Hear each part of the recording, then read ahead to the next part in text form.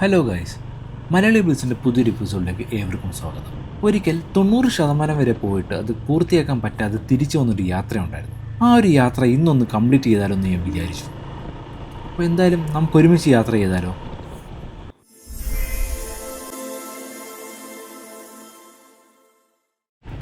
അപ്പോൾ അധികം സസ്പെൻസ് ഒന്നും ഇല്ലാതെ തന്നെ നമ്മുടെ ലൊക്കേഷൻ്റെ പേര് പറയാം.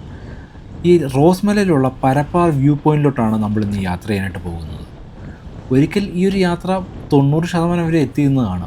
എന്തോ അന്ന് അവിടുത്തെയോ കാലാവസ്ഥയുടെ കാര്യവും അതുപോലെ അവിടുത്തെ റോഡ് പണിയൊക്കെ കാരണം അന്നത്തെ ഒരു യാത്ര മുടങ്ങിയായിരുന്നു.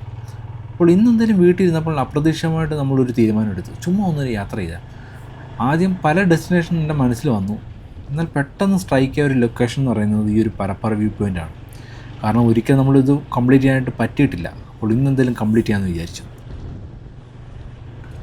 നമ്മളിപ്പോൾ ഈ യാത്ര ചെയ്യുന്ന ലൊക്കേഷൻ എന്ന് പറയുന്നത് തെന്മല ഇക്കോ ടൂറിസത്തിൻ്റെ ആ ഒരു ഏരിയയിലൂടെയാണ്.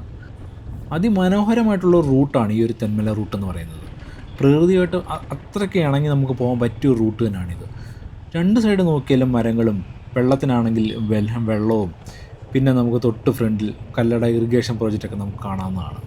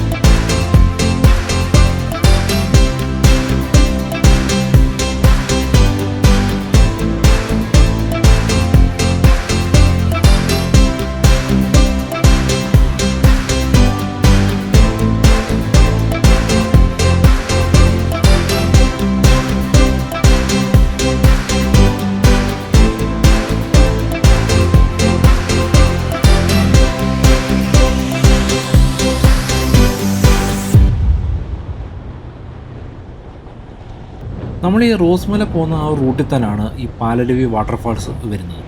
ഇപ്പോൾ ഈ ഒരു ലോറിയൊക്കെ കിടക്കുന്നതാണോ ഈ റൈറ്റ് സൈഡിൽ, ഈ ഉള്ളിലോട്ട് കിടക്കുന്ന വഴി പോകുന്നതാണ് ആ ഒരു പാലരുവി വാട്ടർഫാളിലോട്ട് പോകുന്ന ഒരു എൻട്രൻസ് ഒക്കെ വരുന്നത്. അപ്പോൾ ഈ റൂട്ടിൽ പോകുമ്പോൾ തന്നെ പല കാഴ്ചകളും നമുക്ക് കണ്ടുകൊണ്ട് പോകാവുന്നതാണ്. ഇപ്പോൾ തെന്മലയിൽ പോവുകയാണെങ്കിൽ നമുക്ക് എക്കോ ടൂറിസവും അങ്ങനെ കുറച്ച് ആക്ടിവിറ്റീസ് അവിടെ നമുക്ക് കാണാവുന്നതാണ്. ഈ ഒരു റൂട്ടിൽ വന്നു കഴിഞ്ഞാൽ നമുക്ക് വാട്ടർഫാൾസ് കാണാം. അതുപോലെ തന്നെ സ്ട്രെയിറ്റ് പോയി കഴിഞ്ഞാൽ റോസ്മലയിൽ കയറാം. കുറച്ചുകൂടെ കിലോമീറ്റർ പോയി കഴിഞ്ഞാൽ നേരെ നമുക്ക് തമിഴ്നാട്ടിലോട്ട് പോകാവുന്നതാണ്. അങ്ങനെ നമ്മുടെ നല്ല റോഡിൽ കൂടെയുള്ള യാത്ര ഇവിടെ അവസാനിക്കുകയാണ്. ഇനി നമ്മൾ അങ്ങോട്ട് പോകാൻ പോകുന്നത് 6-7 കിലോമീറ്റർ എന്ന് പറയുന്നത് ഓഫ് റോഡാണ് വരുന്നത്.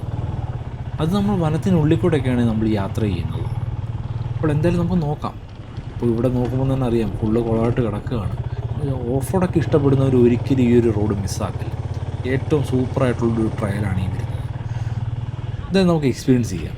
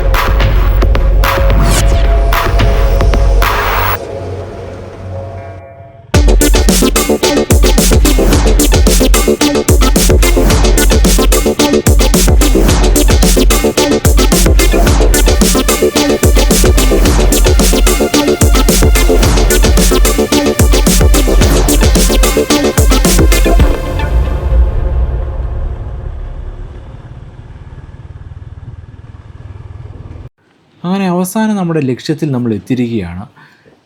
ഇവിടെ ഒരു ചെറിയൊരു എൻട്രി ഫീസ് വരുന്നുണ്ട്. ഒരാളുടെ കയ്യിൽ നിന്ന് ഏകദേശം ഒരു 83 രൂപയാണ് ഇവർ ചാർജ് ചെയ്യുന്നത്.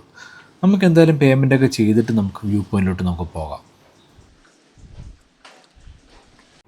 അങ്ങനെ നമ്മളാണെങ്കിൽ ഈ ഒരു വ്യൂ പോയിൻ്റ് പോകാനായിട്ടുള്ള ഒരു ടിക്കറ്റ് നമ്മൾ വാങ്ങിയിട്ടുണ്ട്.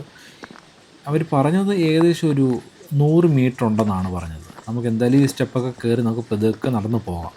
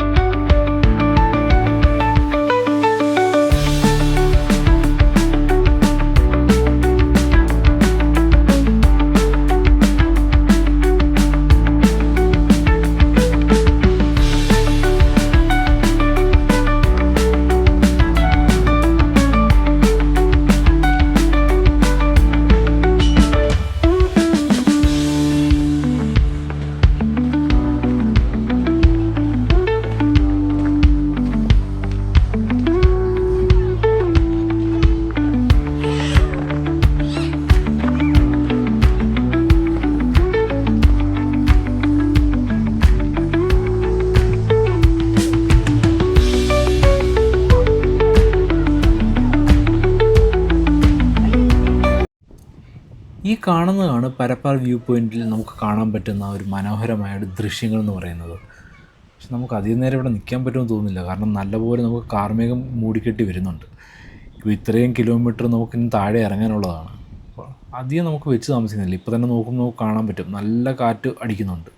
അതുകൊണ്ട് ഏത് സമയവും മഴ പെയ്യാനുള്ള ചാൻസ് ഉണ്ട്. അപ്പോൾ അധികം നേരം നമ്മൾ നിൽക്കുന്നില്ല, പെട്ടെന്ന് തന്നെ നമ്മളിപ്പോൾ ഇറങ്ങുകയാണ്. അപ്പോൾ എല്ലാവർക്കും നമ്മുടെ ഇന്നത്തെ ഒരു ചെറിയ വീഡിയോ ഇഷ്ടപ്പെട്ടെന്ന് വിചാരിക്കുന്നു.